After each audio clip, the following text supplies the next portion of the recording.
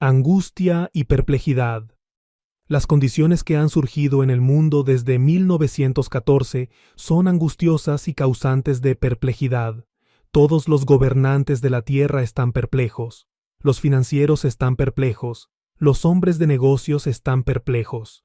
El mundo entero participa de esa perplejidad. ¿A qué se debe esto y qué significa? Jesús respondió también con respecto al fin del mundo o edad, y como prueba de ello, que habría sobre la tierra angustia de naciones perplejas, a causa de los bramidos de la mar y la agitación de las ondas, desfalleciendo los hombres de temor y en expectación de las cosas que han de venir sobre la tierra habitada. Esto está diariamente en curso de cumplimiento. Como un ejemplo de la manera en que los gobernantes de este mundo ven el asunto, el presidente Wilson, en su discurso al Congreso dijo: «Estos son días de gran perplejidad, cuando una gran nube se levanta sobre la mayor parte del mundo. Parece como si grandes fuerzas materiales, ciegas, hubieran sido soltadas después de haber estado largo tiempo atadas y restringidas. El temor ha tomado posesión de los hombres en todos los departamentos de la vida. El egoísmo parece llenar toda línea de ocupaciones. El terrateniente, sintiendo que puede no volver a tener otra oportunidad tal para levantar cosecha, aumenta la renta a su inquilino. El abarrotero, el tratante en toda otra clase de comestibles, el tendero de ropa, etc., parecen temer que no vendrá otra oportunidad y que deben aprovecharse de la presente para obtener todo el dinero posible. El espíritu de desconfianza existe en todas partes. Todo esto no es sino en cumplimiento de las palabras de Jesús.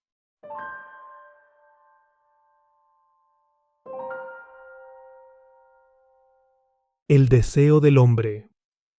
En medio de toda esta confusión, dolor y angustia, existe un ardiente deseo en los corazones de todos, y ese deseo es por vida, libertad y el logro de la felicidad. Casi todo mundo preferiría vivir sin inquietud en compañía de aquellos que le son queridos, y evitando contiendas y controversias. Pero las condiciones son tales que, aparentemente, las dificultades del hombre son insuperables. No pueden hacer lo que quieren. Al parecer, hay una fuerza o poder que los domina. ¿Cuál es ese poder?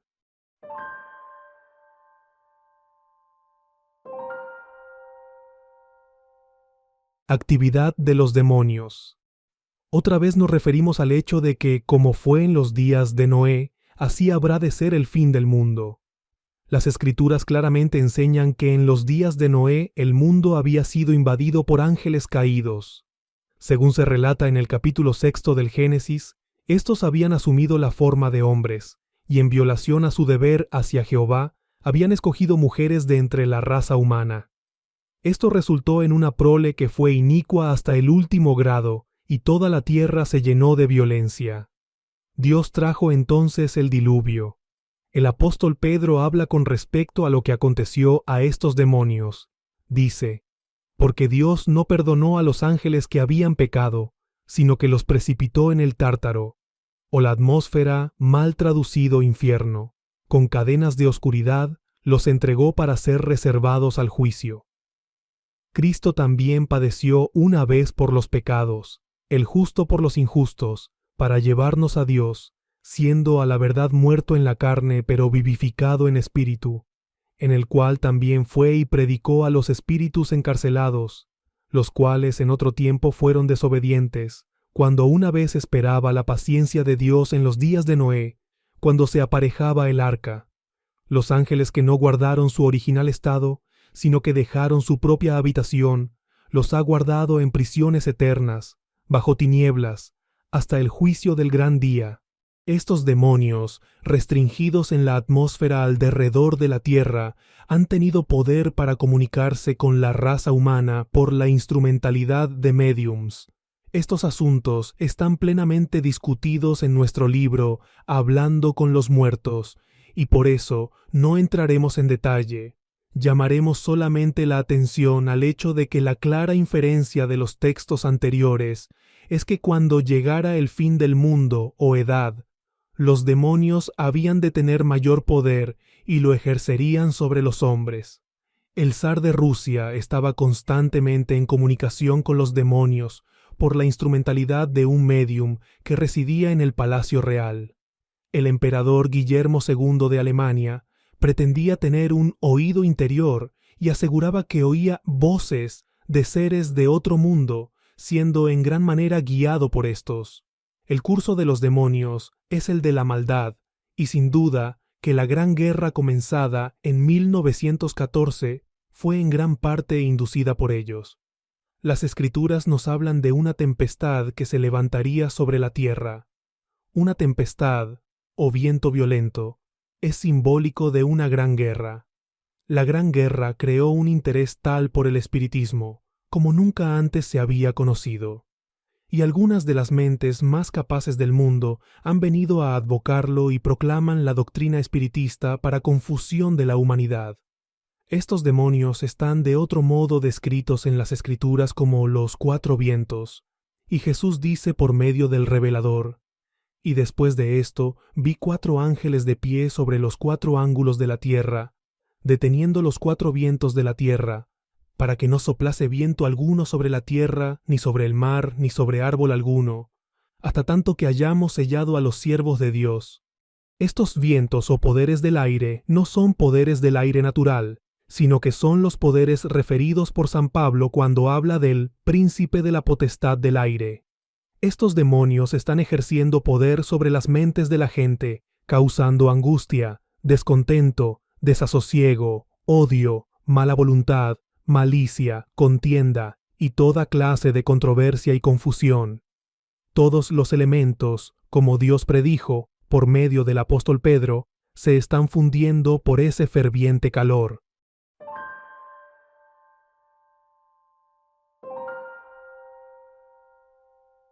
Remedios humanos.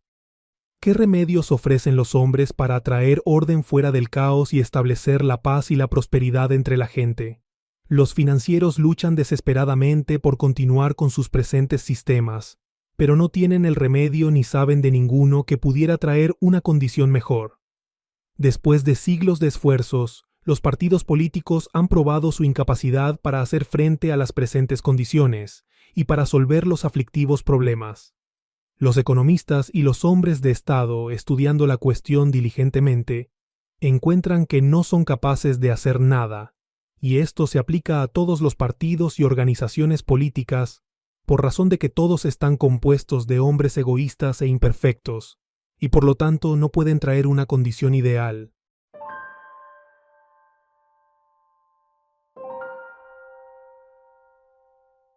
La Liga de Naciones. Con la suspensión de las hostilidades, los estadistas representando a las naciones principales envueltas en la guerra, se reunieron en conferencia y dándoles crédito por su deseo de establecer paz y prosperidad, el resultado de sus deliberaciones fue un convenio conocido como Liga de Naciones. Esto está ofrecido como un remedio para los males presentes. ¿Tendrá éxito? Una liga formada entre todas las naciones de la tierra y basada sobre principios de justicia y rectitud, y en la cual todas las partes contratantes cumplieran con el propósito expresado, indudablemente resultaría en un gran bien. Pero donde el egoísmo es el principal factor y dirige la acción de cualquiera o de todos, una condición ideal no puede ser alcanzada. Dios en su sabiduría preconoció y predijo la formación de la Liga de Naciones, y también predijo que había de fracasar. La causa que indujo la formación de la Liga de Naciones es admitidamente el temor. La fe en Dios y en sus promesas es enteramente pasada por alto. A causa de estos hechos, la Liga nunca llevará a cabo el deseo expresado. No es lo indicado por Dios.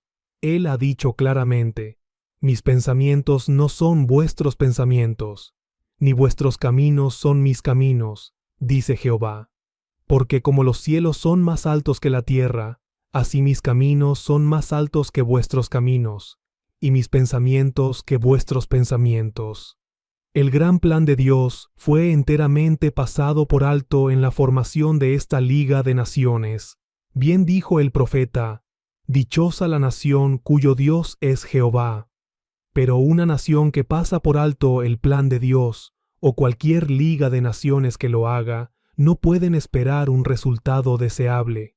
El profeta de Dios claramente tuvo en su mente la formación de la Liga de Naciones y también la Liga de los sistemas eclesiásticos, cuando escribió: Juntaos pueblos, y seréis quebrantados.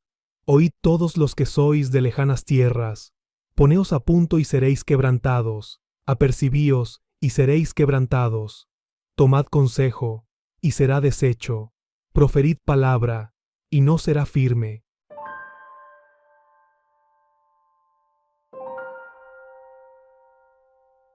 Remedio eclesiástico. El eclesiasticismo consiste en los sistemas eclesiásticos organizados, y particularmente del clero o clase sacerdotal que controla los mismos. Por un largo periodo de tiempo, el credo católico romano fue prácticamente el único existente.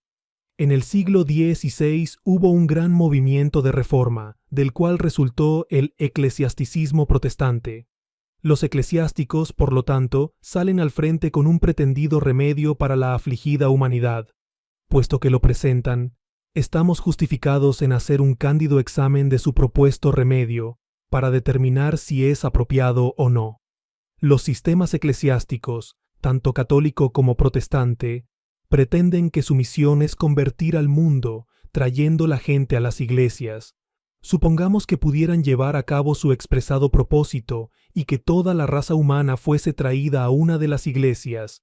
¿Cuál entonces es la esperanza que presenta a la gente? La enseñanza o credo católico es la de que el destino del hombre se decide a la muerte, y que aquellos que son buenos y fieles católicos, al morir pasan al cielo a gozar de una condición de felicidad eterna. Todos los católicos que no hayan sido fieles en todo respecto van al purgatorio, para permanecer allí por un periodo de tiempo indefinido, no menos de 1000 años, durante cuyo tiempo han de ser limpiados y purificados, quedando así listos para el cielo, y que todos los demás, los heréticos, los apóstatas, etc., deberán pasar la eternidad en un infierno de llamas, sufriendo de una manera consciente. La enseñanza protestante en general es que el destino de cada hombre se fija a la muerte, pasando a la gloria los fieles miembros de las iglesias, y todos los otros pasando su eternidad en una consciente tortura. Se notará, por lo tanto, que si hubiera una real diferencia en estos remedios, el protestantismo presenta el peor de los dos porque no ofrece punto medio. Cualquiera puede ver que ni el credo católico ni el protestante ofrecen remedio alguno para el presente desorden y que redundara en paz, prosperidad, libertad, felicidad y vida eterna en la tierra. La gran dificultad con los sistemas eclesiásticos es que enteramente pasan por alto el remedio divino, pasan por alto la comisión dada a los cristianos, y edifican sus esperanzas sobre teorías humanas, credos e instituciones. Pasan por alto y por entero la comisión dada por Dios a cada uno que se consagra a hacer la voluntad del Señor. Será admitido por ambos, católicos y protestantes, que únicamente una pequeña porción de los habitantes de la tierra tan siquiera ha pretendido aceptar las doctrinas de sus respectivos sistemas, y los más atrevidos de ellos no pretenderán que esperan convertir el mundo a su manera de pensar, trayéndolo a su organización eclesiástica. El hecho es que en los tiempos modernos ellos han pasado por alto las doctrinas e instan a la gente a unirse solo en acción, y la principal actividad es el solicitar y colectar dinero. Tomando para sí el espíritu de la guerra, el espíritu del mundo, estos sistemas eclesiásticos están ahora empeñados en levantar millones de dólares, diciendo a la gente: con solo que tuviéramos el dinero convertiríamos al mundo. ¿No es aparente a todos que esta es como diciendo que el Señor necesita dinero para llevar a cabo sus propósitos y que le place usar fondos profanos de gente mundana para llevar a cabo su obra? Es necesario solicitar en el nombre de Dios dinero de personas que no tienen interés en el plan divino, pero que ceden a las importunidades del clero y pagan el dinero para que puedan lograr una posición social o política entre cierta clase de gente? ¿podría decirse que el Señor recurriría a tales métodos con el fin de llevar a cabo sus propósitos? Toda mente razonable estará de acuerdo en que no.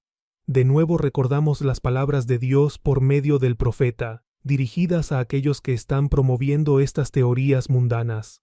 Mis pensamientos no son vuestros pensamientos, ni vuestros caminos son mis caminos, dice Jehová. Porque como los cielos son más altos que la tierra, así mis caminos son más altos que vuestros caminos, y mis pensamientos que vuestros pensamientos. Un hombre prudente, entonces, es aquel que busca saber cuál es el remedio divino y, encontrándolo, procura conformarse a él, puesto que nada menos que el poder divino puede traer el orden fuera de la presente condición caótica y proporcionar al hombre aquello que él desea. Tengamos presente que el deseo del hombre siempre ha sido disfrutar de vida, libertad y felicidad. Esta idea a tal grado predominaba en las mentes de los fundadores de los Estados Unidos y de otros países americanos, que al poner los cimientos del gobierno, colocaron esa declaración en la ley fundamental de la nación. La gente, por lo tanto, está desperdiciando su dinero, desperdiciando su tiempo y energía avanzando una teoría hecha por los hombres, desatendiendo por completo el remedio divino. Y por supuesto, si la gente ignora ese remedio provisto por Dios, no pueden adquirirlo. La humanidad casi en su totalidad ignora este remedio, y su ignorancia se debe en gran medida a los eclesiásticos, quienes han enseñado teorías de invención humana. Por esta razón, Dios, conociendo de antemano que así había de suceder, declaró: He aquí que vienen días, dice Jehová el Señor, en que enviaré hambre sobre la tierra, no hambre de pan ni escasez de agua, sino de oír las palabras de Jehová. Después de muchos siglos de favor divino, el clero de la Iglesia nominal, como clase, ha probado ser infiel a la comisión divina. Después de 6.000 años de laborioso esfuerzo para establecer un gobierno ideal en la tierra, las naciones están ahora cara a cara ante una condición caótica y la humanidad está tambaleando a ciegas. La gente que ama la rectitud y la verdad ha estado sin ayuda, consejo ni consuelo de aquellos de quienes podrían esperarlo y quienes pretenden ser los mensajeros del Señor. Estos tal llamados consejeros espirituales se han quitado la careta y ahora audazmente declaran que pasan por alto las doctrinas y que se unen en acción por dinero y poder. Si las grandes doctrinas del cristianismo son pasadas por alto, ¿con qué se han de alimentar las almas hambrientas? Esas almas que tienen hambre y sed de justicia, ¿en dónde tomarán su porción que les satisfaga? ¿No es tiempo para que esos tales busquen el remedio divino? La situación extrema del hombre es la oportunidad para Dios. El mundo entero está siendo humillado por el sufrimiento y la pena. Ojalá que los que lloran sean confortados por el grande y benévolo plan revelado en su palabra.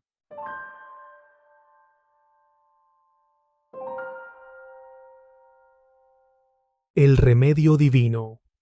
Las Santas Escrituras contienen la expresión de la voluntad de Dios concerniente al hombre. La Biblia es la única fuente verdadera de conocimiento sobre la cual el hombre puede basar una esperanza para el futuro. El apóstol Pablo, con visión profética, dirigiendo su mirada hacia el tiempo en que las bendiciones vendrán a la raza humana, escribió a los seguidores de Jesús: cosas que ojo no vio ni oído oyó, y que jamás entraron en pensamiento humano, son las cosas grandes que ha preparado Dios para los que le aman. Pero a nosotros nos las ha revelado Dios por medio de su Espíritu, porque el Espíritu escudriña todas las cosas, y aun las cosas profundas de Dios. Fue el gran Maestro quien dijo: santifícalos con tu verdad. Nada, entonces, sino un entendimiento y apreciación de la palabra de Dios, puede guiar al hombre en el propio camino y hacerle ver las bendiciones que vendrán, y el entendimiento del plan divino trae consuelo y alegría de corazón. El inspirado testigo escribe: conocidas son a Dios desde el principio sus obras.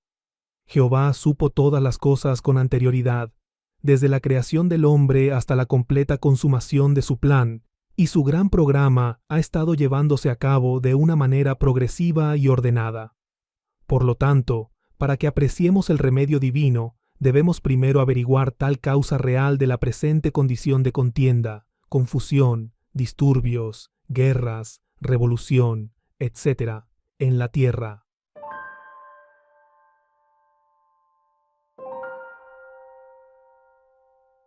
La causa. El primer hombre fue creado perfecto y le fue dado un hogar perfecto en el Edén. Fue dotado de vida como un ser perfecto. Lo fue también con felicidad, con paz y con todas las bendiciones incidentales a una vida perfecta y un hogar perfecto.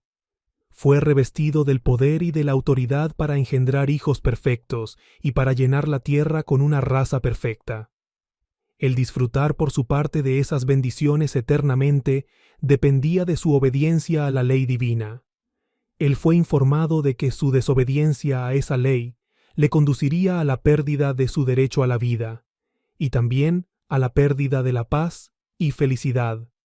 El hombre violó la ley.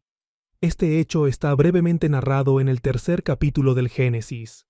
Adán fue sentenciado a muerte, arrojado fuera de su mansión perfecta, y el juicio ejecutado, obligándolo a subsistir de los elementos venenosos de la tierra imperfecta. Fue obligado a comer su pan con dolor. La raza, en todos estos siglos, ha estado bajo el yugo de los malos efectos del pecado, confiando y esperando su liberación. Debería observarse que Adán no predió una morada en el cielo. Tampoco le fue ofrecida una morada en el cielo. Lo que él poseyó fue una morada en la tierra y la vida humana perfecta. Su violación a la ley le acarreó la pérdida de ello. Por lo tanto, si el hombre es alguna vez restaurado a sus favores y bendiciones originales, deberá serlo a aquello que disfrutó perfección de vida, como ser humano, una morada perfecta, y paz y felicidad terrenas. Debería observarse que Adán no poseyó una morada en el cielo. Tampoco le fue ofrecida una morada en el cielo. Lo que él poseyó fue una morada en la tierra y la vida humana perfecta. Su violación a la ley le acarreó la pérdida de ello. Por lo tanto, si el hombre es alguna vez restaurado a sus favores y bendiciones originales, deberá serlo a aquello que disfrutó perfección de vida como ser humano, una morada perfecta, paz y felicidad terrenal. La desobediencia de Adán motivó a toda su descendencia el dolor, las enfermedades, el sufrimiento y la muerte. La perfecta pareja no tuvo hijos en el Edén. Estos les vinieron después de la condena y después de que el hombre estuvo ganando su pan en la tierra imperfecta. Adán comenzó a gradualmente sufrir la sentencia de muerte. Vino a ser imperfecto y como una lógica y razonable conclusión, se desprende que no pudo producir una raza perfecta. Como resultado, su descendencia entera nació en una condición moribunda. Y esto es lo que el profeta dio a entender cuando escribió: He aquí, en maldad he sido formado, y en pecado me concibió mi madre. Este es el mismo pensamiento expresado por San Pablo cuando escribió: Por un hombre entró el pecado en el mundo y por medio del pecado la muerte. Y así la muerte pasó por todos los hombres, en la cual todos pecaron.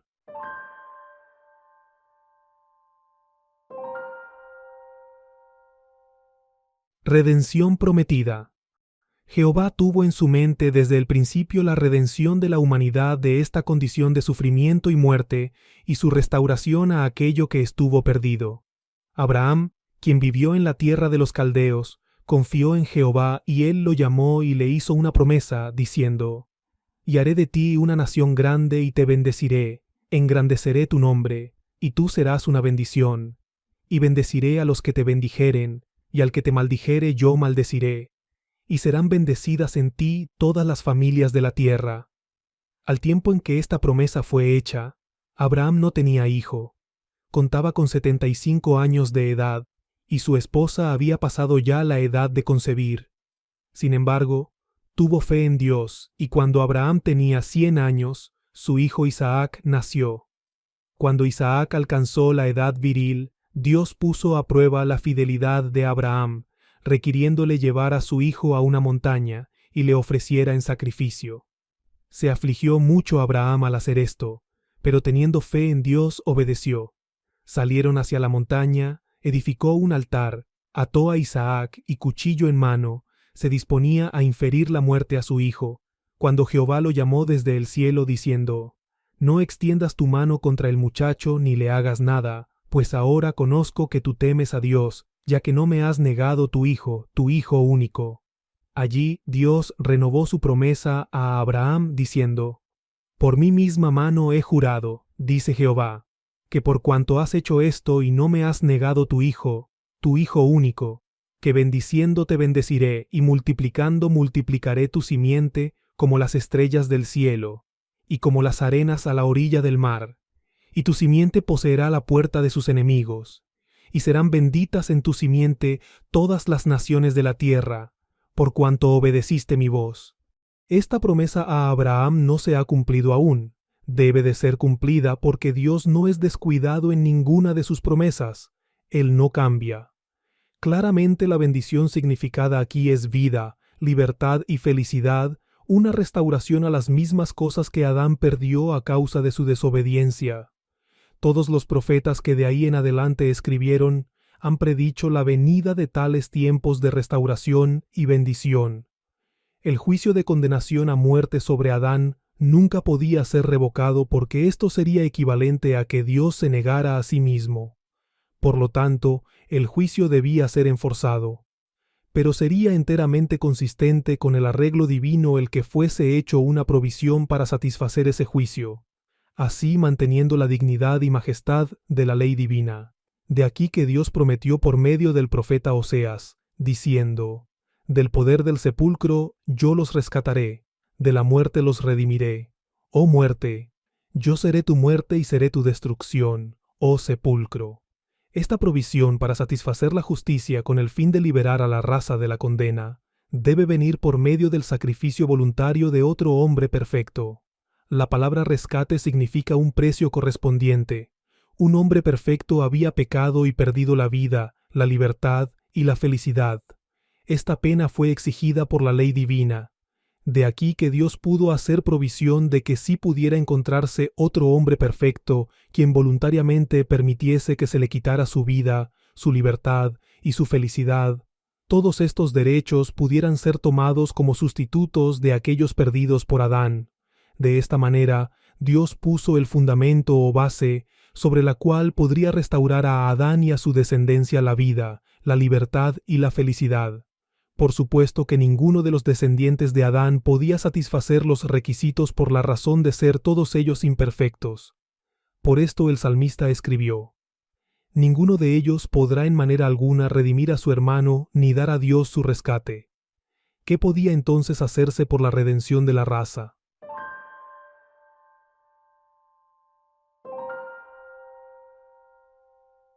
El dador del rescate.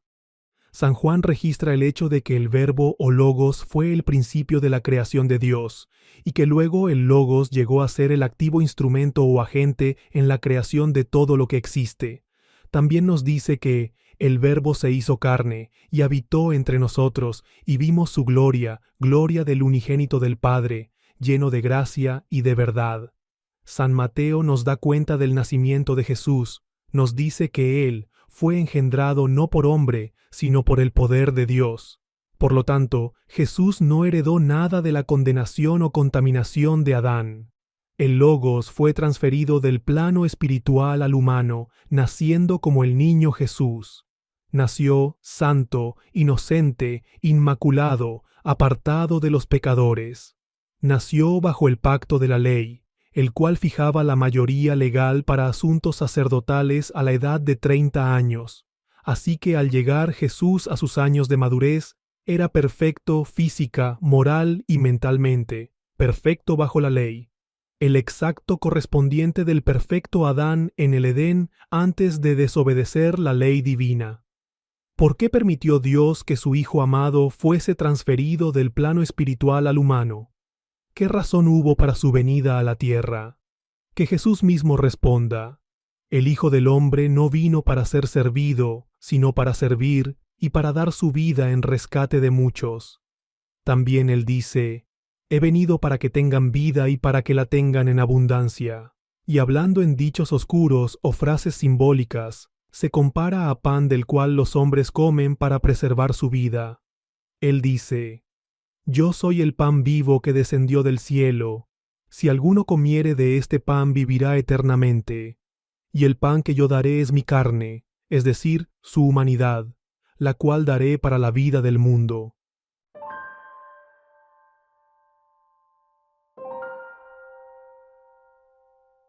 El precio del rescate. Rescatar significa comprar, y el precio de rescate implica un exacto equivalente. Un hombre perfecto pecó y perdió todo. Un hombre perfecto, por lo tanto, al voluntariamente morir, podía proveer el precio correspondiente para la redención de la humanidad. Jesús no era pecador, él nunca cometió pecado, y por lo tanto no tenía que morir. Entonces, ¿por qué murió? El apóstol Pablo responde: Cristo murió por nuestros pecados, según las Escrituras. San Juan añade: el cual es también la propiciación o la satisfacción por nuestros pecados, y no por los nuestros solamente, sino también por los de todo el mundo. De tal manera amó Dios al mundo que dio a su Hijo unigénito, para que todo aquel que cree en él no perezca, sino que tenga vida eterna. Puesto que Dios no envió a su Hijo amado al mundo para condenar al mundo, sino para que el mundo sea salvo por medio de él. Jesús fue muerto en la carne, como hombre, y fue levantado de entre los muertos como ser espiritual, de naturaleza divina. Como un ser de naturaleza divina ascendió al cielo, teniendo el derecho a una vida humana perfecta, la cual se dan en cambio de la que Adán perdió. Por medio de esta vida humana y de todos sus derechos incidentales, Jesús proveyó el precio para la redención y la liberación de toda la humanidad fuera de la muerte. Como Dios consintió en este arreglo, sin duda alguna Él lo llevará a cabo en su plena fuerza y efecto.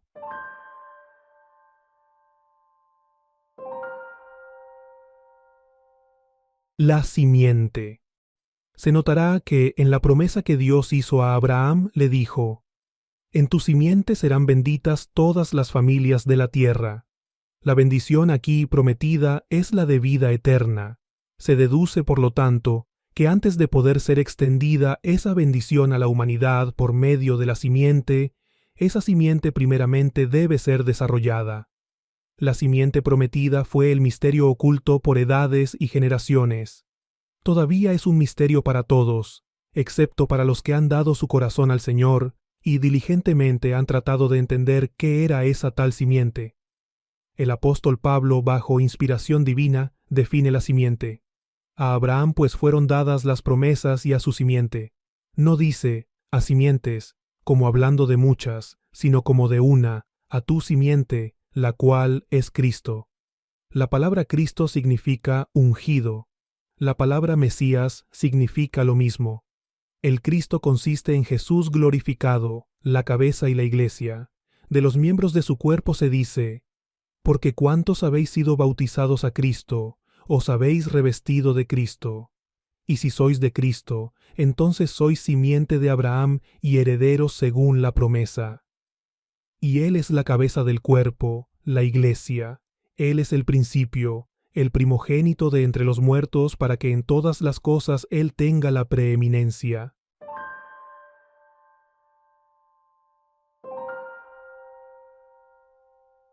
Selección de los miembros del cuerpo. Como clase, el clero, especialmente el de tiempos modernos, aparentemente tiene una muy errónea idea de la comisión del cristiano y del propósito que Dios tiene en desarrollar esa clase. Han concebido la idea y la han propagado, de que todos deben unirse a algún sistema denominacional para poder ser salvos. Las Escrituras, por el contrario, nos enseñan claramente que el propósito y plan de Dios, durante el tiempo que ha transcurrido desde la crucifixión del Señor hasta el establecimiento de su reino, es el de juntar a su iglesia. La palabra iglesia significa llamados. No se implica ningún sistema denominacional, sino simplemente a los verdaderos seguidores del Señor que continúan fieles hasta la muerte. El apóstol Pablo habla de la iglesia cuando hace mención de la iglesia de los primogénitos, que están inscritos en el cielo. Él no dice que los nombres de estos están escritos en libros de iglesias o que han firmado promesas de contribuir con dinero. No son esos los nombres de los que componen la iglesia, sino los nombres que están registrados por el Señor en el cielo, como resultado de su consagración y fiel servicio en su causa. El propósito divino claramente se indica. Dios visitó a los gentiles para tomar de entre ellos un pueblo para su nombre. Y con esto concuerdan las palabras de los profetas, según está escrito: Después de esto volveré, y reedificaré el tabernáculo de David que estaba caído, y volveré a edificar sus ruinas, y lo levantaré, para que el residuo de los hombres busquen al Señor, y todos los gentiles sobre quienes mi nombre es llamado, dice el Señor. Una casta virgen se usa en las Escrituras para simbolizar a la desposada de Cristo, la verdadera iglesia. Para representar un sistema falso se usa una mujer impura o prostituta.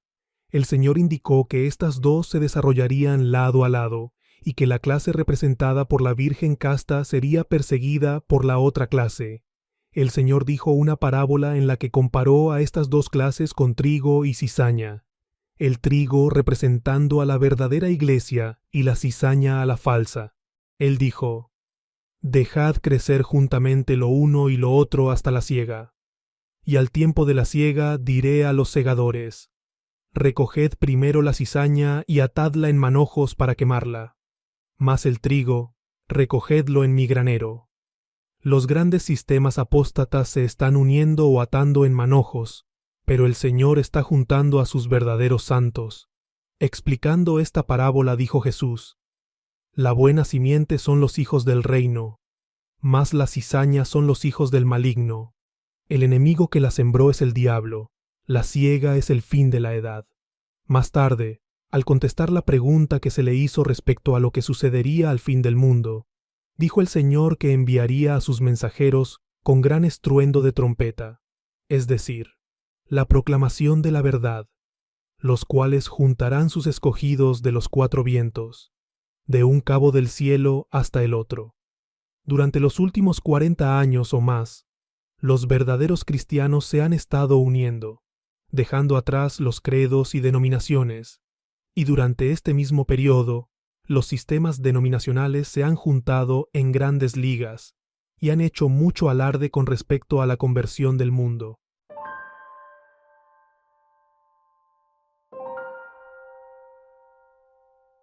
Tribulación del cristiano.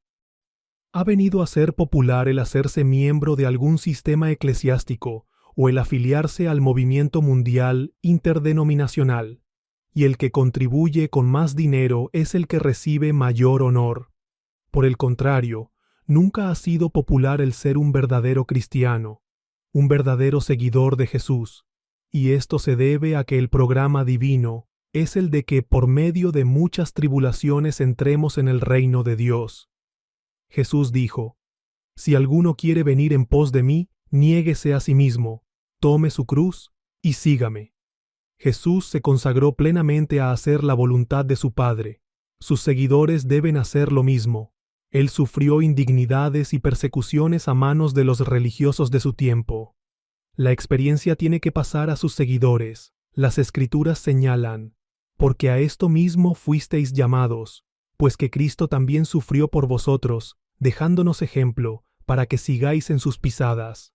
Jesús dijo: El discípulo no es mejor que su maestro, ni el siervo mejor que su señor. Basta al discípulo ser como su maestro y al siervo como su señor. Si al jefe de la casa lo llamaron Belcebú, cuánto más a los de su casa. También dijo Jesús a sus seguidores: Si el mundo os odia, sabéis que me odió a mí antes que a vosotros. Si fueseis del mundo, el mundo os amaría como a cosa suya. Mas por cuanto no sois del mundo, sino que yo os he escogido del mundo, por esto os odia el mundo. Acordaos de aquella palabra que os dije: el siervo no es más que su señor. Si me han perseguido a mí, a vosotros también os perseguirán. Si han guardado mi palabra, guardarán también la vuestra. El sufrir ignominia y persecución a manos de los religiosos nominales y de los instrumentos que ellos enlisten en su ayuda, es el curso claramente marcado para todo verdadero seguidor de Cristo. El Espíritu mismo da testimonio juntamente con nuestro espíritu de que somos hijos de Dios. Primero hijos, luego herederos, herederos de Dios y herederos con Cristo, si es así que sufrimos con Él para que también seamos glorificados con Él. Fiel es este dicho, porque si morimos con Él, viviremos también con Él. Si sufrimos, también reinaremos con Él. Conforme al arreglo divino, un requisito que precede a la glorificación es el de que el verdadero cristiano sea perfeccionado por medio de sufrimientos.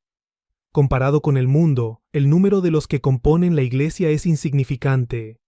La Iglesia, juntamente con Jesús a su cabeza, es llamada a la elevada y exaltada posición en el cielo, como simiente de Abraham conforme a la promesa, y representada por las estrellas que se mencionan en esa promesa. Debido a esa exaltación, Dios permite que pasen por un periodo de circunstancias difíciles y de sufrimiento para que puedan tener la oportunidad de probarle su fiel y leal devoción. Pues convenía a aquel para quien son todas las cosas, y por medio de quien son todas las cosas, habiendo de llevar muchos hijos a la gloria, hacer perfecto al autor de su salvación por medio de los padecimientos. Porque tanto el que santifica, como los que son santificados, de un espíritu o mente, son todos, por cuya causa no se avergüenza de llamarlos hermanos. En conformidad con la disposición divina, la Iglesia ha sido colocada en ese curso o sendero de sufrimientos. La cabeza y los miembros de su cuerpo injustamente han sido acusados una y otra vez. San Pablo nos dice, y el Señor también lo dijo, que Satanás es el dios de este mundo. Leemos también que el mundo entero yace bajo el dominio del maligno. Los gobiernos de la tierra, por lo tanto, han estado bajo el dominio de Satanás, y la simiente de Satanás ha sido el instrumento por él usado para llevar a cabo la persecución. En los días del Señor, los promotores de la persecución en su contra fueron los escribas y fariseos, y los doctores de la ley, quienes pretendían sentarse en la cátedra de Moisés y representar a Dios. Jesús claramente les dijo que eran parte de la simiente de la serpiente, hijos de su padre el diablo. Por lo tanto, es muy razonable suponer que Satanás inyectara en la mente de sus instrumentos la idea de acusar a los seguidores de Jesús del crimen de sedición en contra de su imperio, del de Satanás. Los religiosos nominales de su día acusaron a Jesús de ese delito y motivaron que fuese ejecutado bajo esa acusación. San Esteban, el primer mártir de la causa del verdadero cristianismo siguiendo a su maestro, fue apedreado hasta quitársele la vida, después de haber sido declarado culpable de sedición por un testimonio falso. San Pablo, a causa de su fidelidad al Señor, fue puesto en prisión por 4 años y fue maltratado de otros modos bajo una acusación semejante. San Juan el Revelador, acusado de igual delito, fue confinado a la isla de Patmos, siendo obligado a llevar un uniforme de prisionero y a partir roca. La historia del mundo muestra que los verdaderos seguidores de Jesús han tropezado con oposición y persecución en todo tiempo y de varias maneras. Como una ilustración presentimos el caso de Juan Bunyan, un humilde seguidor de Jesús. Habiendo llegado la Iglesia nominal de Inglaterra a ser parte del poder civil, persiguió a todos los que no aceptaron esa Iglesia-Estado. A corta distancia de Londres se encuentra un monumento erigido a la memoria de los que fueron quemados en ese lugar a causa de su fidelidad a la verdad y por haberse negado a aceptar teorías religiosas de invención humana. Este hombre, Juan Bunyan, se negó a aceptar esas teorías, fue juzgado y declarado culpable, luego aprisionado. A un miembro del clero se le dio la comisión de decir a Bunyan más o menos las siguientes palabras: «Va usted a estar 3 meses en prisión. Si al finalizar ese periodo usted se retracta y se somete a la Iglesia del Estado, será puesto en libertad. Si no, será ejecutado». Con mucha calma, Bunyan contestó: «Mejor es que me ejecuten de una vez, jamás me someteré». Por 12 años estuvo en prisión, y allí escribió su libro titulado El Viador, o Cristiano el Peregrino, el cual ha sido de mucho consuelo y ayuda a los cristianos que desde entonces han andado en el camino angosto. Refiriéndose a las evidencias concernientes al fin del mundo, También dijo Jesús: entonces os entregarán a la tribulación y os matarán, y seréis odiados de todas las naciones por causa de mi nombre. Cierto es que muy a menudo algunos se aprovechan de los tiempos de guerra y de contienda para descargar sobre otros su mal querer. En Alemania, cuando la Gran Guerra Mundial comenzó, ciertos cristianos conocidos como estudiantes de la Biblia hicieron la solicitud de ser excusados del servicio militar en las filas, a causa de su fidelidad al Señor, y porque Él les ordenaba que no mataran. No fueron exentos, pero en cambio, maltratados y puestos en las primeras filas, no tardando en caer en el campo de batalla. En Austria, la fortaleza principal de un gran sistema eclesiástico, durante el período de guerra, un grupo de estos mismos estudiantes de la Biblia fueron ejecutados y puestos en prisión. En Canadá, muchos fueron traídos a corte y enjuiciados, sin darles oportunidad de presentar su defensa, siendo multados y aprisionados.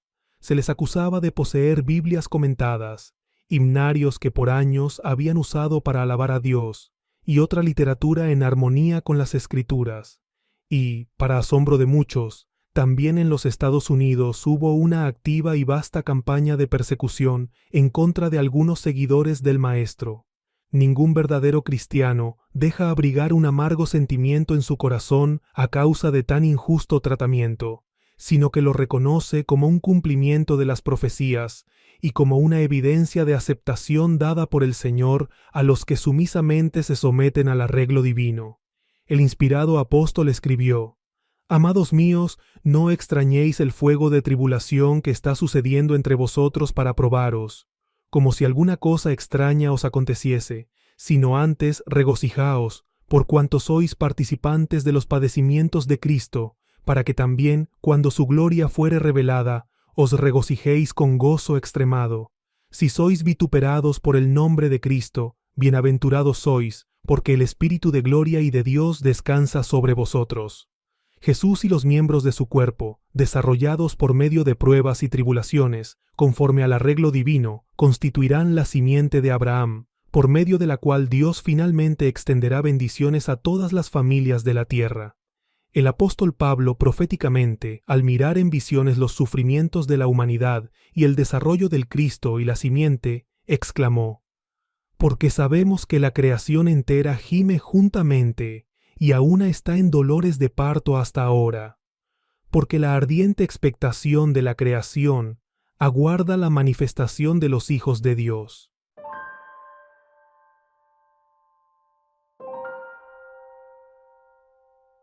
El reino estableciéndose. La guerra, el hambre, la pestilencia, la angustia de naciones, etc., que podemos ver sobre la tierra, son precursores del establecimiento del reino mesiánico. Por medio del profeta dijo Jehová: sacudiré todas las naciones y vendrá el deseo de todas las naciones. Y al mismo tiempo que progresa este sacudimiento y que los monarcas pierden sus coronas y los tronos vienen al suelo, resuenan en nuestros oídos las palabras del profeta: en los días de aquellos reyes, el Dios del cielo establecerá un reino que nunca jamás será destruido, y el reino no será dejado a otro pueblo, sino que desmenuzará y acabará con todos aquellos reinos, en tanto que éste permanecerá para siempre. Elías, como ya lo indicamos, fue un tipo de los seguidores de Cristo, y el Señor lo usó para prefigurar los sucesos que debían ocurrir al fin del mundo o edad.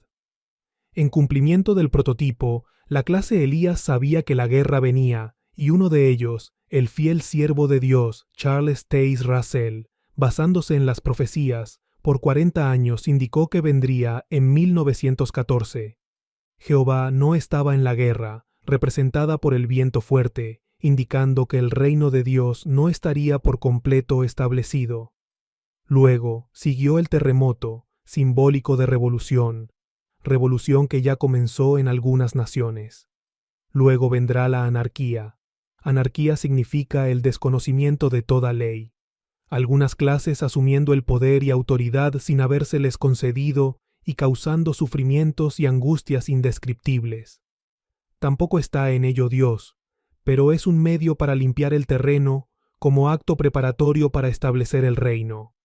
Luego, Elías oyó una voz callada y suave.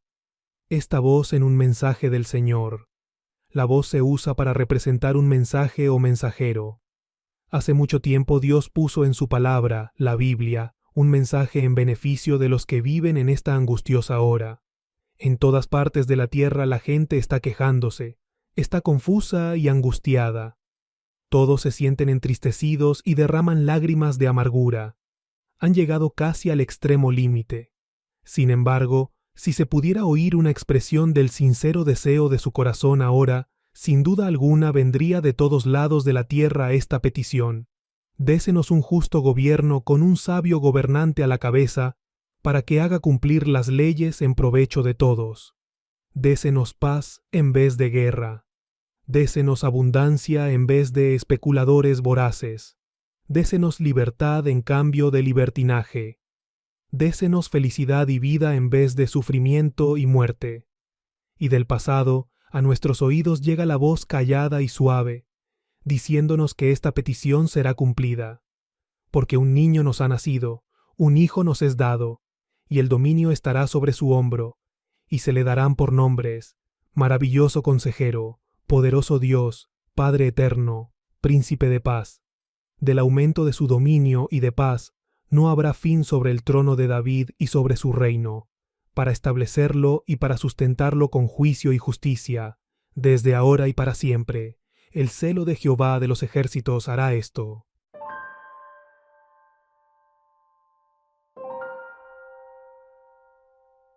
El jubileo. Del sistema de jubileos que Dios inauguró con Israel, al entenderse, se deriva mucha luz con respecto a los inmediatos sucesos venideros. Las Escrituras nos indican que mientras Dios tuvo tratos con el pueblo de Israel, algo más de 18 siglos, lo usó como pueblo típico. Su ley era típica, prefigurando las mejores y más grandes cosas venideras. Jehová ordenó a Moisés establecer el sistema de sábados, comenzando con el año que entraron a Canaán, que fue 1575 años antes del año 1 era común, y que cada 50 años sería para ellos un año de jubileo. Este se proclamaba en el día 10 del séptimo mes, el día de la expiación. Santificaréis pues el año 50, y proclamaréis en la tierra libertad a sus habitantes. Jubileo os será, y os volveréis cada uno a su posesión, y cada cual tornará a su parentela. Otras citas muestran que habían de guardarse 70 jubileos. Un simple cálculo de estos jubileos nos hace arribar al importante hecho que anotamos enseguida. 70 jubileos de 50 años cada uno serían 3.500 años. Al comenzar a contarse ese periodo 1575 años antes del año 1 de la era cristiana, de necesidad terminaría en el otoño de 1925. A cuyo tiempo cesa el tipo y debe comenzar un gran prototipo. ¿Qué podremos entonces esperar? En el tipo se llevaba a efecto una plena restauración. Por lo tanto, el gran prototipo debe marcar el comienzo de la restauración de todas las cosas.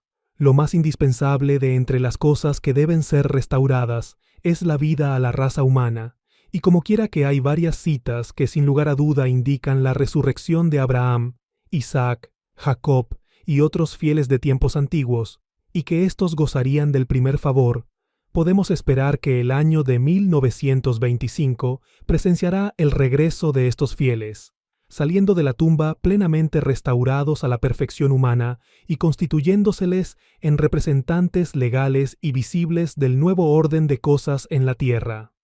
Una vez que el reino mesiánico sea establecido, el gran Mesías, compuesto de Jesús y su glorificada Iglesia, dispensará sobre el mundo las bendiciones por tan largo tiempo esperadas y deseadas, y las cuales habían rogado que vinieran.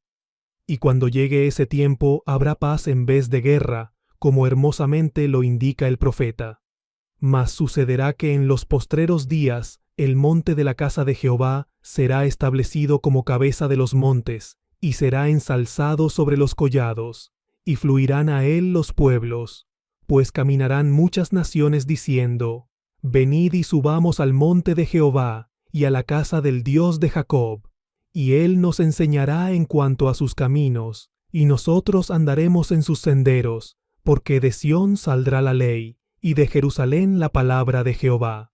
Y juzgará entre muchos pueblos, y reprenderá a fuertes naciones, hasta en tierras lejanas, y ellas forjarán sus espadas en rejas de arado, y sus lanzas en hoces. No levantará espada nación contra nación, ni aprenderán más la guerra. Y se sentará cada cual debajo de su parra, y debajo de su higuera, y no habrá a quien espante, porque la boca de Jehová de los ejércitos ha dicho.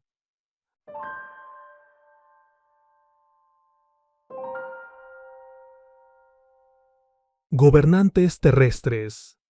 Como ya lo hemos indicado, el gran ciclo de jubileos terminará en 1925. En ese entonces será reconocida la fase terrestre del reino. El apóstol Pablo en el capítulo 11 de la epístola a los Hebreos menciona una larga lista de fieles que murieron antes de la crucifixión del Señor y antes de comenzar la selección de la iglesia. Estos nunca pueden ser parte de la clase celestial. Ellos no tenían promesas celestiales, pero Dios tenía preparado para ellos una buena recompensa. Estos tales serían resucitados como hombres perfectos y constituirán los príncipes o gobernantes de la tierra, conforme a la promesa. Por lo tanto, podemos confiadamente esperar que 1925 marcará el regreso de Abraham, Isaac, Jacob y los fieles profetas de la antigüedad, especialmente los nombrados por el apóstol en Hebreos capítulo 11, y vendrán a ser perfectos seres humanos.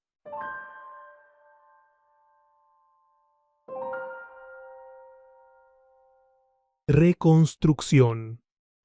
Todos los hombres de Estado en el mundo, todos los economistas políticos y toda persona pensante reconocen el hecho de que las condiciones existentes antes de la guerra han pasado y que un nuevo orden de cosas tiene que ponerse en boga. Todos ellos reconocen que este es un período mareando el comienzo de una reconstrucción. La gran dificultad es que todos estos hombres están ejercitando tan solo la sabiduría mundana y han pasado por alto los arreglos divinos. Estamos en verdad en un período de reconstrucción, pero no de unas pocas cosas, sino de todas las cosas. La reconstrucción no consistirá en poner remiendos a los antiguos y exagües sistemas, formas y arreglos, sino en el establecimiento de uno nuevo y justo, bajo el gran gobernante Cristo Jesús, el Príncipe de Paz.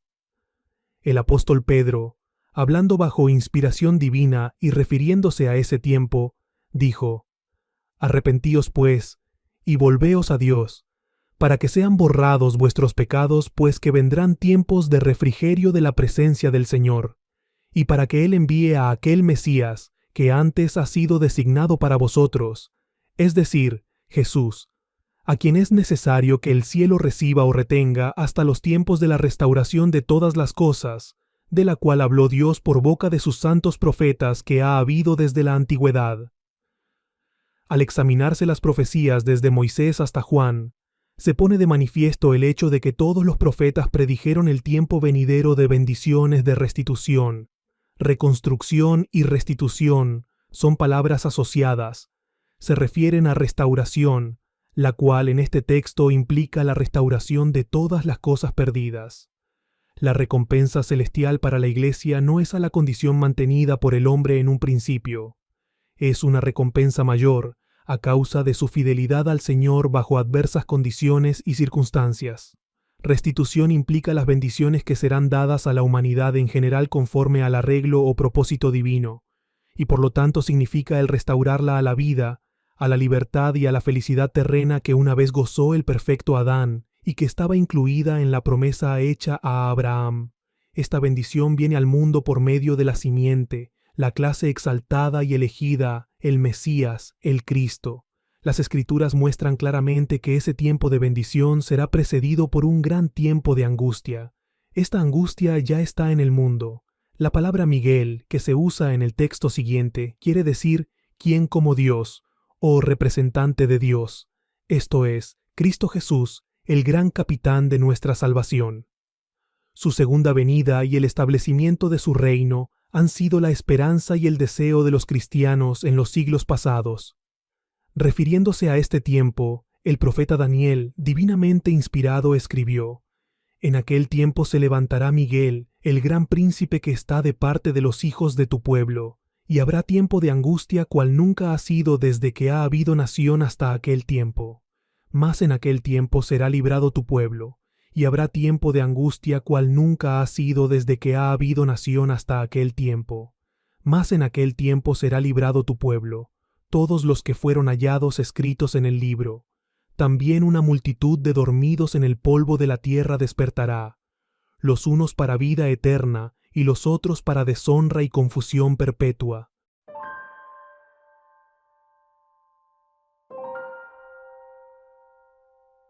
Millones nunca morirán. Todas las partes del arreglo o propósito divino deben cumplirse. Ni una jota ni una tilde pasarán sin ser cumplidas. Por lo tanto, todo lo incluido en la promesa divina es importante.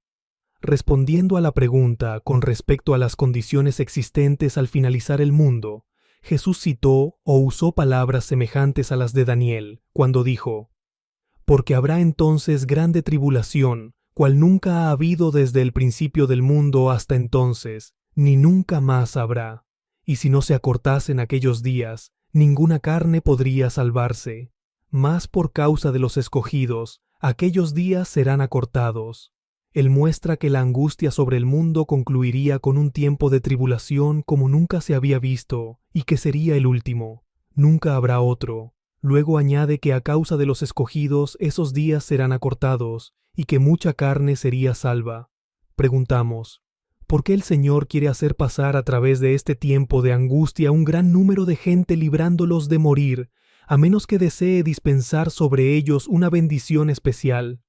Teniendo en cuenta que Dios prometió una bendición de restitución a la condición perdida por Adán, y puesto que estas promesas indican tener su cumplimiento inmediatamente después de esta angustia, añadido a que la promesa claramente indica que los elegidos, los que forman la simiente de Abraham conforme a la promesa, han de ser instrumentos por medio de quienes ha de venir la bendición, se saca en consecuencia que los vivientes en la tierra, al final de la angustia, serán los primeros a quienes se les ofrecerán las bendiciones de restauración por medio de los elegidos, el Mesías.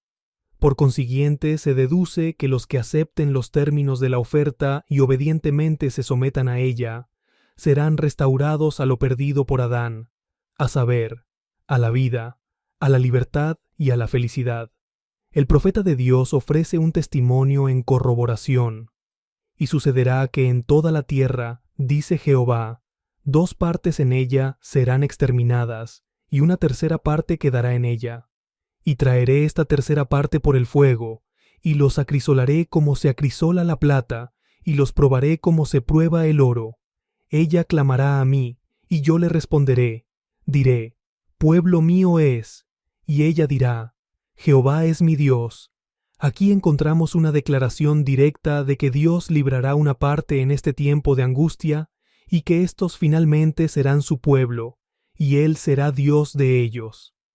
Teniendo en cuenta que un hogar terrestre, vida humana y las bendiciones a ella correspondientes fue lo perdido por Adán, y que esas son las bendiciones que Dios ha prometido serán restauradas al hombre, podemos entender las palabras del profeta David cuando escribió: Bienaventurado aquel que piensa en el pobre.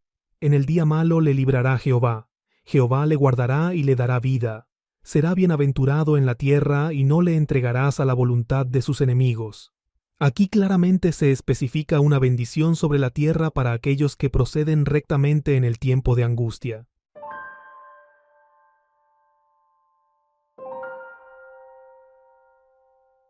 ¿Cómo se puede vivir eternamente? Los sistemas eclesiásticos quieren hacer creer a la gente que solamente pueden ser salvos los que se hacen miembros de una iglesia. La Biblia nunca ha enseñado semejante doctrina. El Señor nunca organizó los sistemas nominales. La verdadera iglesia es solamente un pequeño rebaño, y estos serán los que han de heredar el reino celestial. Los del mundo recibirán una recompensa terrenal. A la iglesia dijo Jesús: No temáis, manada pequeña, porque al Padre le place daros el reino. Pero Jesús murió no solamente por los que han de ser miembros de su iglesia, sino por todos. San Juan claramente dijo: Él es la propiciación por nuestros pecados, y no solamente por los nuestros, sino por los de todo el mundo. El apóstol Pablo, hablando del gran Redentor y de su oficio, dijo: Más vemos a Jesús coronado de gloria y honra a causa de la pasión de la muerte, el que fue hecho un poco inferior a los ángeles, para que por la gracia de Dios gustase la muerte por todos, pues convenía a aquel para quien son todas las cosas y por medio de quien son todas las cosas, habiendo de llevar muchos hijos a la gloria, hacer perfecto al autor de su salvación por medio de los padecimientos. Vemos así que Cristo murió por todos, mas no por unos pocos. El mismo apóstol dice: Pues que hay un solo Dios y un solo mediador entre Dios y los hombres, el hombre Cristo Jesús, el cual se dio a sí mismo en rescate por todos, de lo que el testimonio había de darse a sus propias sazones, o debido tiempo. Por medio de esta cita claramente se ve que al debido tiempo de Dios, toda criatura debe oír el testimonio de lo que Jesús ha hecho por él, y conocerá el plan de salvación. También dice el apóstol Pablo: El don de Dios es vida eterna en Jesucristo nuestro Señor. No puede haber dádiva o don alguno sin haber quien lo ofrezca y sin quien lo reciba. Tampoco puede llevarse a cabo sin previo conocimiento de ambas partes. En diferentes palabras, el dador debe hacer una oferta inteligible, y el que recibe debe enterarse plenamente de la oferta antes de poderla aceptar. Por lo tanto, sería imposible para la raza humana aceptar la dádiva de vida eterna antes de serle ofrecida. Le será ofrecida solamente al debido tiempo de Dios, y el plan de Dios muestra que ese debido tiempo será después de que se haya desarrollado la simiente y el reino haya sido establecido. Entonces, cada uno en su orden será traído al conocimiento de que existe un plan de redención y de que una oportunidad se les ofrece de aceptar sus condiciones y vivir. Siendo esencial el conocimiento, tiene que preceder a la recepción de la bendición de Dios. Dándonos cuenta de esto, es fácil ver por qué el adversario y sus agentes diligentemente han tratado de impedir que la gente llegue a ese conocimiento de la verdad. Pero cuando el reino mesiánico esté por completo establecido, se nos informa definitivamente que Satanás será restringido para que no engañe por más tiempo a las naciones. Entonces todos conocerán la verdad y nada servirá de obstáculo para que se enteren de ella.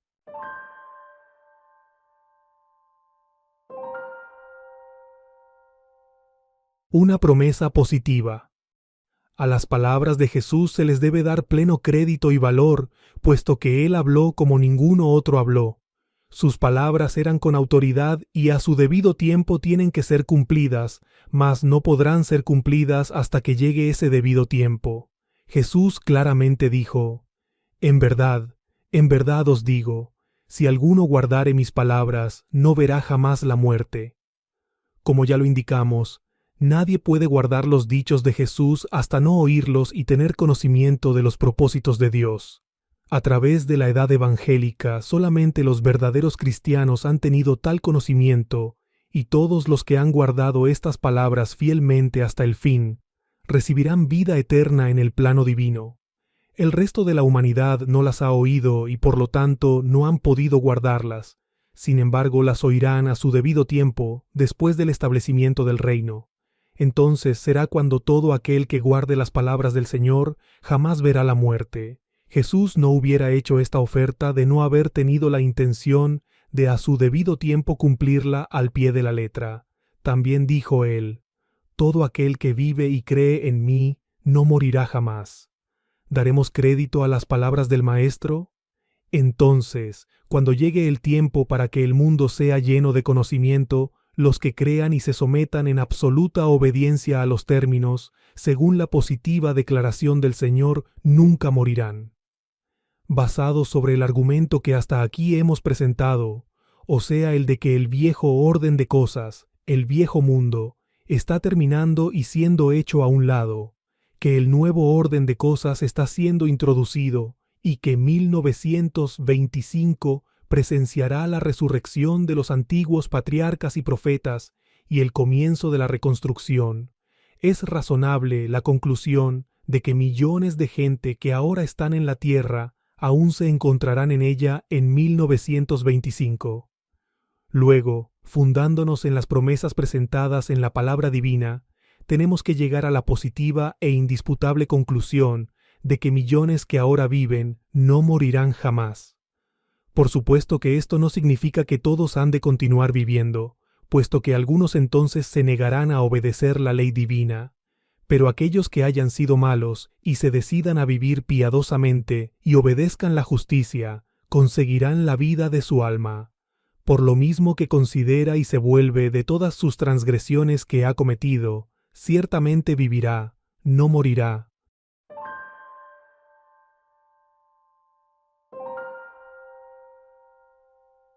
Volviendo a la juventud. Jehová, en el ejercicio de su amante misericordia, bondadosamente ha dado muchas ilustraciones y cuadros del resultado de su gran plan. En el libro de Job nos da un cuadro de la perfección del hombre, de su caída, de su redención por el gran rescatador, y la consiguiente restauración. Cuando lleguen los tiempos de la restauración, sin duda, habrá muchos en la tierra que estarán bastante avanzados de edad y casi listos para la tumba. Pero los que sepan del gran sacrificio de rescate y que acepten al rescatador, volverán a los días de su juventud, serán restaurados a la perfección de cuerpo y mente, y para siempre vivirán en la tierra. Hacemos presentes las palabras del profeta: detiene Jehová su alma, es decir, el alma del hombre, para que no baje al hoyo, y su vida para que no muera a cuchillo. Asimismo, el hombre es corregido con dolores sobre su cama y con una agitación continua en sus huesos, de modo que su vida aborrece el pan y su alma el manjar más delicado. Se consume su carne de manera que no se ve, y sus huesos que antes no se veían quedan desnudos. Se acerca pues al hoyo su alma y su vida a los que la destruyen. Así se nos presenta una vívida descripción de la moribunda raza humana, individual y colectivamente. Luego el profeta muestra cómo el mensaje de verdad le será presentado al hombre, y él se enterará del gran sacrificio de rescate. Continuando, dice: si hubiere junto a él un mensajero, uno que traiga el mensaje de las buenas nuevas, algún intérprete, alguno que se las exponga y aclare, uno de entre 1000, el Señor proveerá uno que otro maestro para beneficio de los demás, para hacer presente al hombre su rectitud, es decir, la rectitud de Dios. Entonces Dios se compadece de él, y dice: líbrale de descender al hoyo o la tumba. Y alegremente dice el hombre: yo he hallado el rescate. Se le torna la carne más fresca que la de un niño, vuelve a los días de su juventud. Cuando Dios expulsó a Adán del Edén, dijo: ahora pues, no sea que extienda la mano y tome también del árbol de la vida, y coma y viva para siempre. Por lo tanto, le echó Jehová Dios del jardín del Edén, y colocó frente al jardín del Edén los querubines, y una espada de fuego que daba vueltas para todos lados para guardar el camino del árbol de la vida. De esta manera, la palabra de Dios muestra que si Adán hubiera permanecido en el Edén alimentándose del perfecto fruto producido, hubiese continuado viviendo. La sentencia que pesaba sobre él se llevó a cabo obligándolo a alimentarse con alimentos imperfectos, así que aparentemente el alimento perfecto es indispensable para mantener la vida humana eternamente. Cuando el reino mesiánico se establezca, el gran Mesías hará que el alimento apropiado se provea, y de esta manera, al comenzar la restauración, una persona de 70 años gradualmente será restaurada a la condición de buena salud física y balance mental. El Señor le enseñará cómo y qué comer, y algunas otras cosas relacionadas con su mejor modo de vivir. Pero sobre todo, aprenderá la verdad, qué pensar y la manera de fijar su atención en las cosas santas. Y por el gradual proceso de restauración, será ayudado por el gran mediador a levantarse y será restaurado a los días de su juventud, y nunca verá la muerte.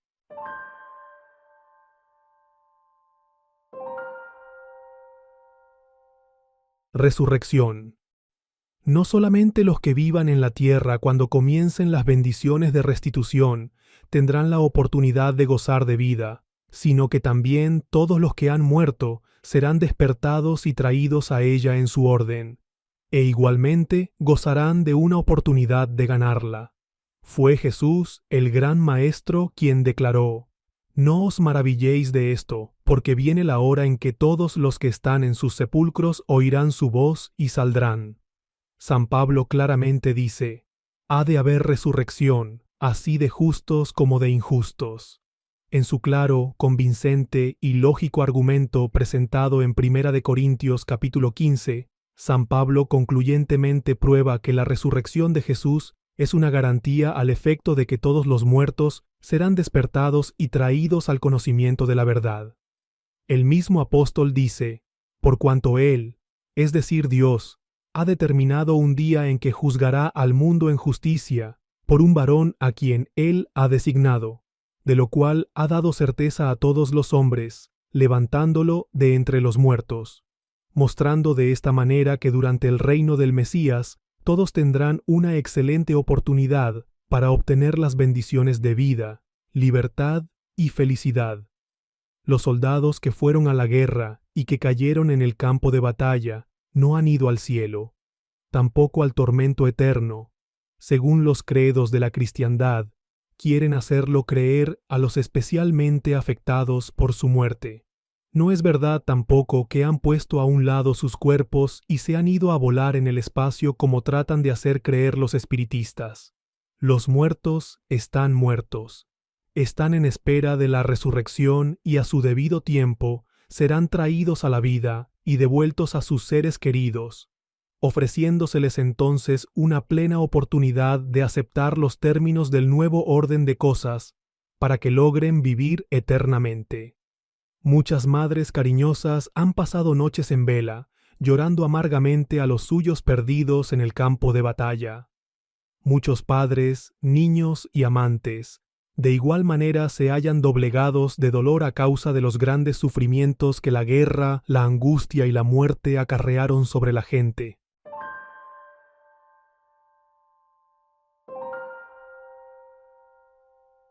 La oportunidad del clero.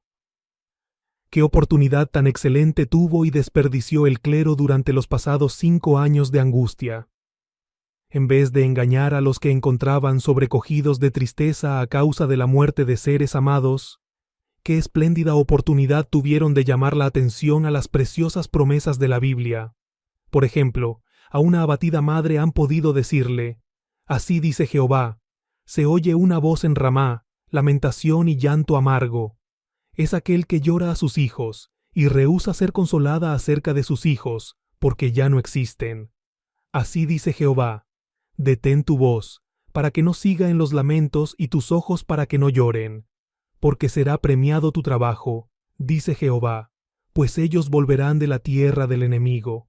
De modo que hay esperanza para tu porvenir, dice Jehová, y volverán tus hijos a su tierra propia.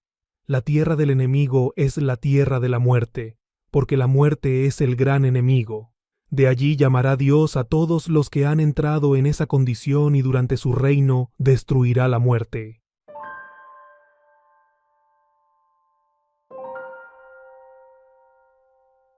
Una apelación al clero. No es nuestro intento el poner al clero en ridículo, sino al contrario, recurrimos a tal clase con el fin de exhortarla a que cumpla su deber hacia la gente en esta hora de angustia. Les recordamos que la comisión dada a los seguidores de Jesús no es la de colectar dinero de otras gentes con el fin de llevar a cabo sus propósitos, que su misión no es la de perseguir a otros, pero que su comisión divina les está claramente señalada por Dios en estas palabras: «El Espíritu de Jehová el Señor está sobre mí, por cuanto Jehová me ha ungido para anunciar buenas nuevas a los mansos. Me ha enviado para vendar a los quebrantados de corazón, para proclamar a los cautivos libertad, y a los aprisionados abertura de cárcel, para consolar a todos los que lloran, para comunicar alegría a los que lloran en Sión, dándoles hermosura en lugar de ceniza, el aceite de gozo en vez de lamentos, y el manto de alabanza en lugar del espíritu de pesadumbre, para que sean llamados árboles de justicia, plantados por Jehová mismo, para que Él sea glorificado». Nunca, como ahora, ha habido un tiempo más apropiado para confortar a los que lloran. ¿Por qué no comunican a la gente las hermosas y maravillosas verdades contenidas en la Biblia, capacitándolos así a mirar más allá de la angustia que aflige a la humanidad, habilitándolos a apreciar ese día venidero en que vida, libertad y felicidad serán ofrecidas a la humanidad?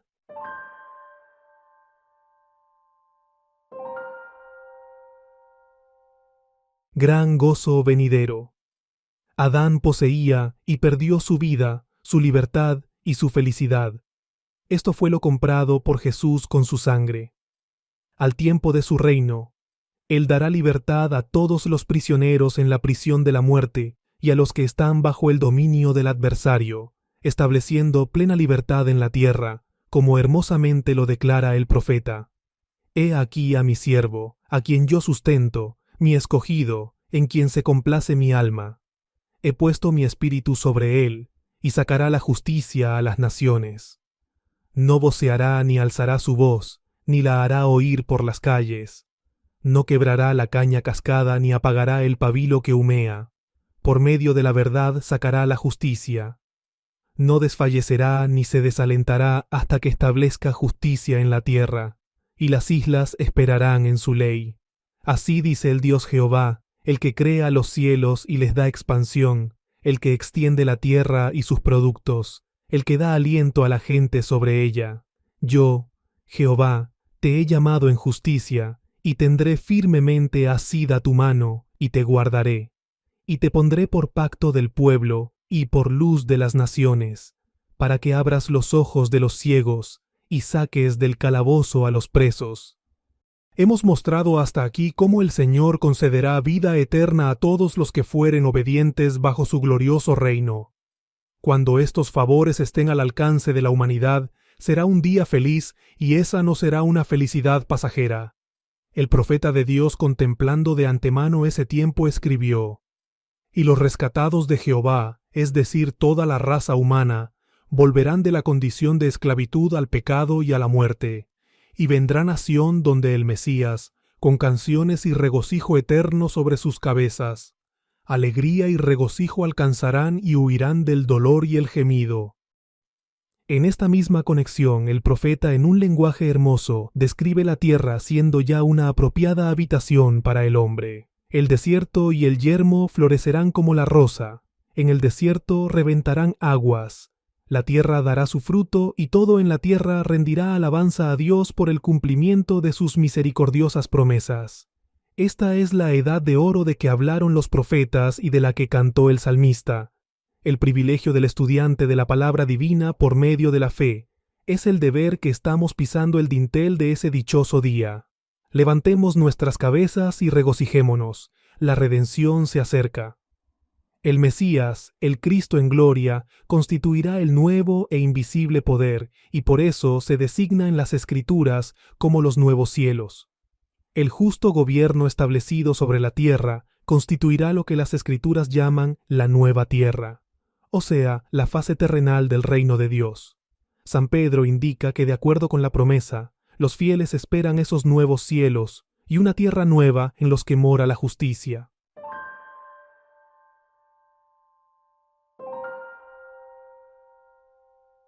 Glorioso punto culminante. Cuando Juan el Revelador servía su sentencia en la isla de Patmos, el Señor le mostró su aprobación y le concedió una maravillosa visión, la que se registra en las Sagradas Escrituras. Extasiado, este inspirado testigo del Señor escribió: Y vi un cielo nuevo, un gobierno invisible y una tierra nueva, una nueva organización social. Porque el primer cielo y la primera tierra o el antiguo orden han pasado y el mar no existe. Y vi la santa ciudad, es decir, el reino del Mesías, la nueva Jerusalén, descendiendo desde el cielo, desde Dios, preparada como una novia engalanada para su esposo. Y oí una gran voz del cielo que decía: He aquí, el tabernáculo de Dios está con los hombres, y Él habitará con ellos, y ellos serán pueblo suyo. Y el mismo Dios con ellos estará como Dios suyo, y limpiará toda lágrima de sus ojos, y la muerte no será más, ni habrá más gemido, ni clamor, ni dolor, porque las cosas de antes han pasado ya. Y aquel que estaba sentado sobre el trono dijo, He aquí que hago nuevas todas las cosas. Y dijo, Escríbelo, porque estas palabras son fieles y verdaderas. Nadie puede contradecir esta positiva y terminante promesa de que durante el reino mesiánico la muerte será destruida y que el gemido, el clamor y el dolor cesarán. Tampoco podrían negar que todos los obedientes serán restaurados a la vida, a la libertad y a la felicidad.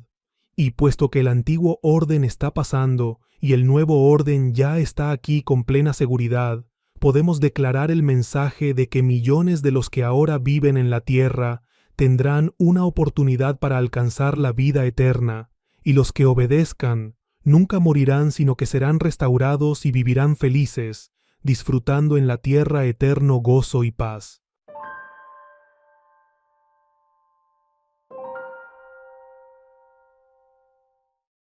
Millones que ahora viven no morirán jamás.